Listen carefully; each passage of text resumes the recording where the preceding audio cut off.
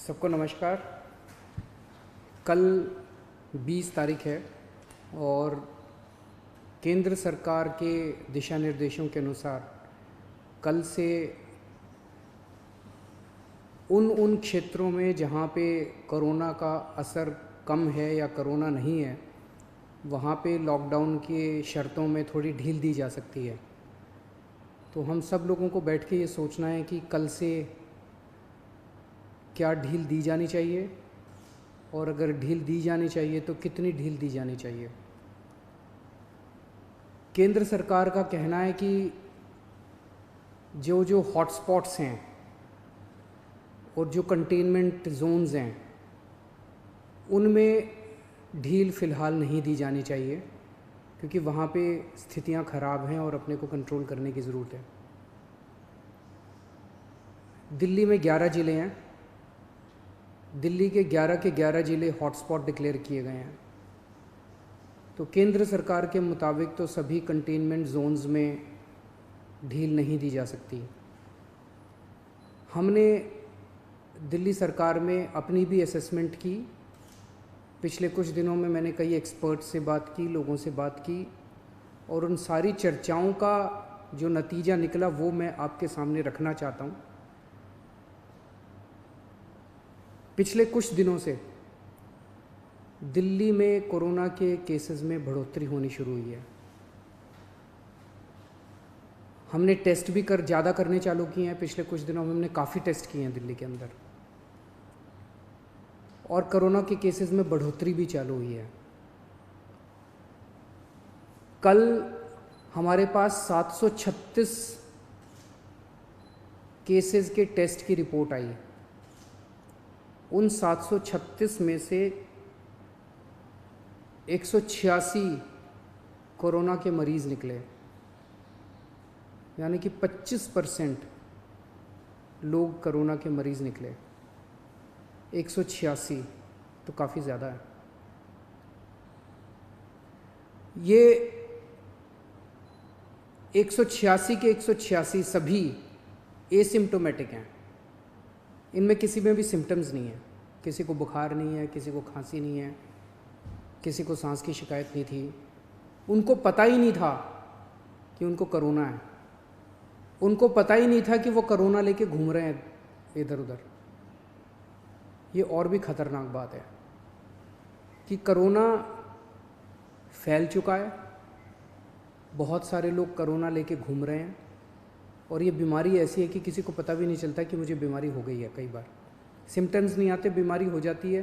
किसी आदमी का इम्यून सिस्टम स्ट्रॉन्ग है और वो घूमता रहता है, और पता नहीं कितने लोगों को कर देता है।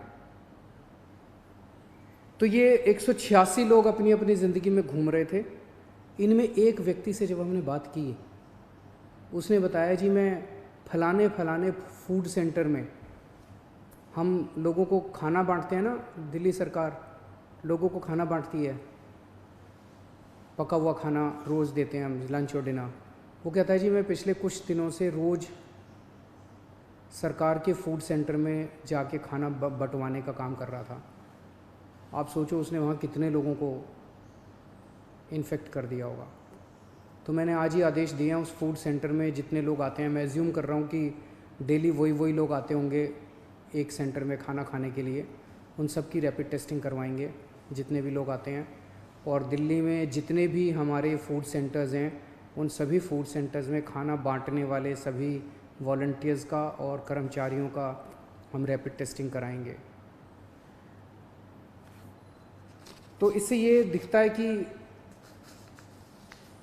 दिल्ली के अंदर इस टाइम फैलना चालू हो गया है।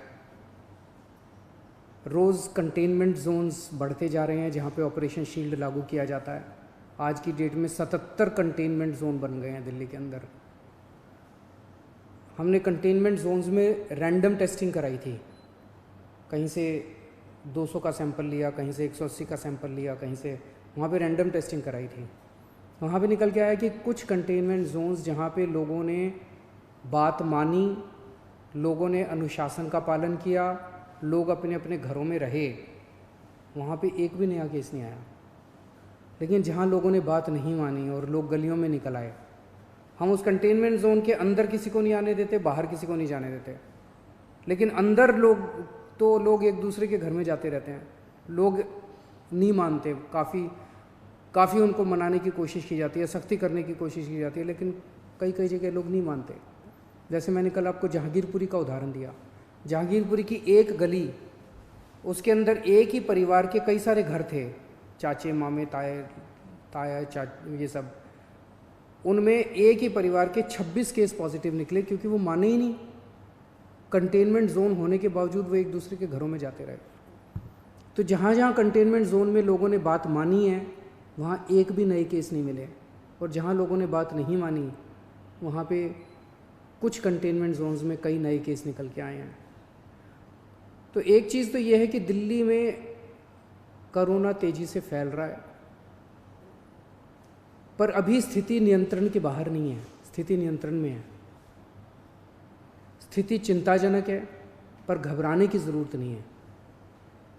अपने को सबको अनुशासन में रह के इसको कंट्रोल करने की ज़रूरत है।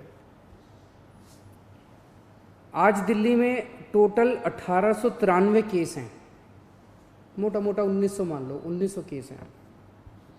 1900 में से 26 आईसीयू में हैं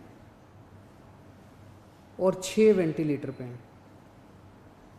लगभग 43 लोगों की मौत हो चुकी है। 26 आईसीयू में है, 6 वेंटिलेटर पे हैं। आप सोच के देखो कि अगर लॉकडाउन नहीं होता तो क्या होता। दूसरे देशों का जो हाल है, भगवान ना करे अगर ऐसा अपने देश में होता, अगर लॉकडाउन ना होता, मान लो 3000 लोगों को आईसीयू की ज़रूरत पड़ जाती, मान लो 2-2.5 हज़ार लोगों को वेंटिलेटर की ज़रूरत पड़ जाती है, और ज़्यादा लोगों को। इतने तो आईसीयू ही नहीं थे, इतने तो वेंटिलेटर ही नहीं है। इटली में, स्पेन में, अमेरिका में यही देखने को मिल रहा है कि आईसीयू कम पड़ गए, वेंटिलेटर कम पड़ गए, अस्पताल की व्यवस्थाएं कम पड़ गई। सड़कों के ऊपर, अस्पताल के बाहर लोग पड़े हुए हैं जिनको इलाज नहीं मिल पा रहा। अगर लॉकडाउन नहीं होता तो स्थिति ऐसी हो सकती थी। लॉकडाउन की वजह से केसेस कम हैं फिलहाल।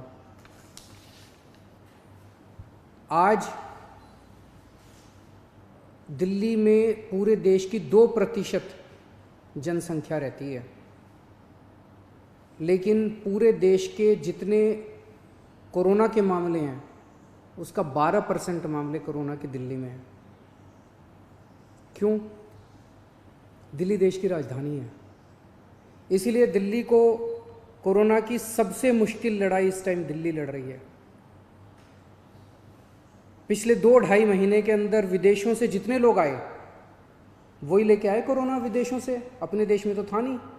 जितने विदेशों से लोग आए, सबसे ज़्यादा लोग दिल्ली में आए, क्योंकि दिल्ली देश की राजधानी है, अंतर्राष्ट्रीय एयरपोर्ट और भी कई जगह है, लेकिन सबसे ज़्यादा लोग यहाँ आते हैं। सबसे ज़्यादा लोग यहाँ आए, उनको हमने क्वारंटाइन में रखा, लेकिन उसके पहले नहीं रखा था, बाद में आई गाइडलाइंस।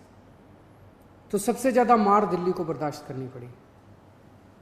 मरकज़ के अंदर जो इंसिडेंट हुआ उसका भी सबसे ज़्यादा मार दिल्ली को बर्दाश्त करनी पड़ी। इसे दिल्ली पे सबसे बड़ी जिम्मेदारी पड़ी।